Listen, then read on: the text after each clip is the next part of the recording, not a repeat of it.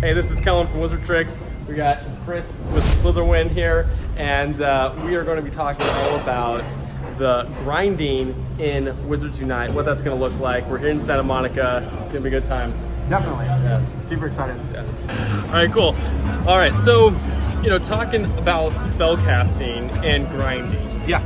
What do you think the biggest challenges are for people who really want to level up fast and Liverpool spellcasting? 60th Do you think minute there's 2-2. any tricks or tips that would help people actually get level up faster with Not done yet. Yeah, so yes, there is. Okay. It's quickness, right? So quickness is going to be your key to doing well in a spellcasting They told you? scenario. That it seems to be something that everyone's been posting. You have to cast your spell pretty quick on your screen. Yes. Celta Vigo, Accuracy, not Barcelona, as much 0-0. focus, 60 but minutes. move your arms quickly. Yeah, definitely. And it helps you catch the encounter basically as well. Right, so not only do you have a better chance of catching, which is going to give you more XP, but also you're going to have the bonuses that are added on for doing it quickly.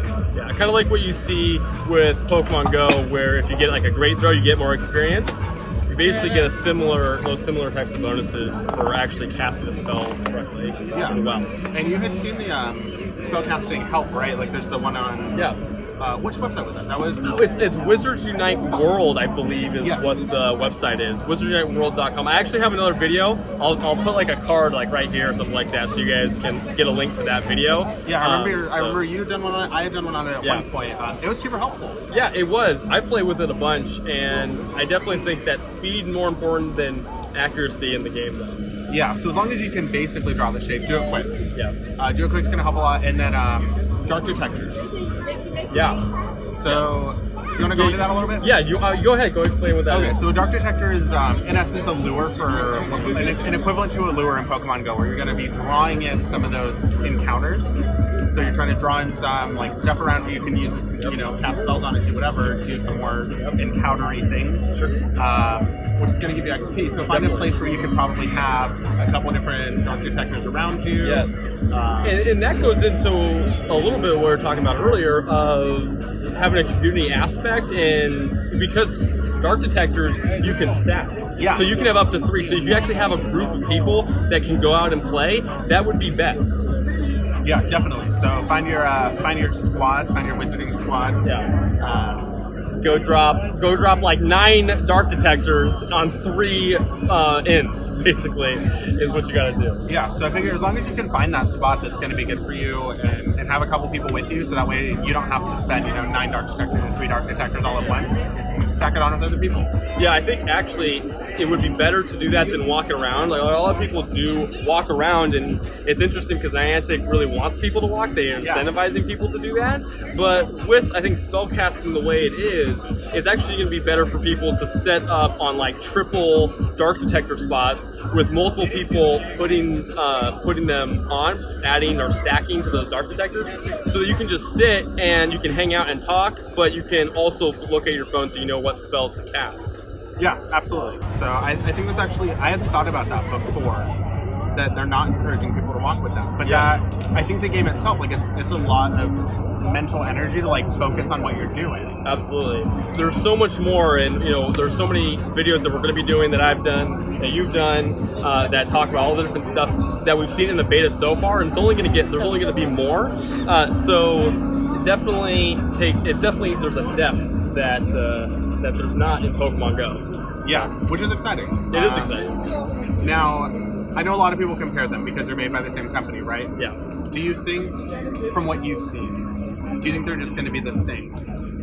No, I don't think at all. I think there's a lot of similarities. We talk about some things that like Dark Detectors and lures and things like that do have similarities, but it's a lot different than I expected. Because I really thought, to a large degree, we were going to have a rebranded version of Pokemon Go.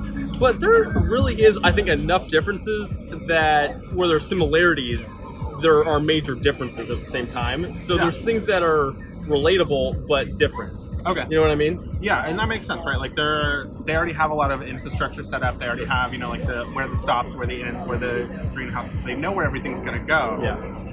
And then they're just going to build on that. Yeah, definitely. But they've also acquired a lot of companies. They have. Yeah, I mean, in the last year, after they really had success with Pokemon Go, they acquired a lot of companies. I mean, I think more than I can count on my hands, actually. I mean, they went on an acquiring spree of different technology companies, and we're seeing some of that with Wizards Unite. There's a lot of things that they've just not implemented in Pokemon Go that they're really starting to implement with Wizards Unite. So I think part of that is some of the spell casting that we're seeing, and stuff with the portals, with the basically the port keys. Yes, So- port keys look really intense, and there's a lot of growth that can happen with that, which is pretty cool. So, for those of you who are not aware, a port key is kind of an equivalent to a Pokemon Go egg, where you have to walk a certain amount of distance to be able to open up your port key or your portmanteau into the new world. But yeah, and you basically, in an AR way, you basically walk up to it and you basically enter into this new space. It's really awesome. It's I think one of my favorite things that they've done with Wizards Unite, actually. Yeah, it looks really cool. Like, I'm excited to find out the locations we can go with it, and all the different places. Like, there's a ton of different places in the Wizarding world that you could visit with it. That I think would be pretty neat.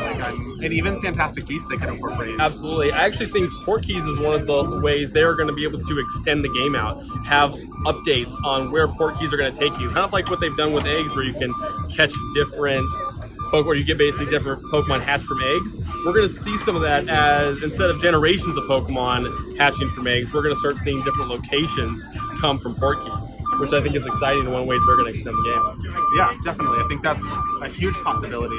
But also, what I'm excited about mostly is what they could actually have in them. Sure.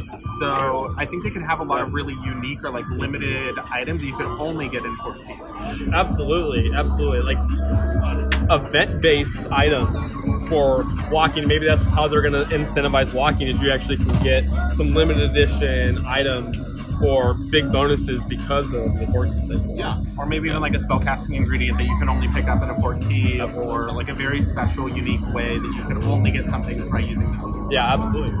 Cool. All right, so that's the stuff with Wizard Unite today. Had a great time in Santa Monica. Definitely check out SlytherWin's channel. I'll put a link in the description below. But had a great time. Thanks for joining me today. Thanks for having me, man. Yeah, it's been Super awesome. Cool. Yeah, so check us out, and I'll see you on the next episode. See you next time.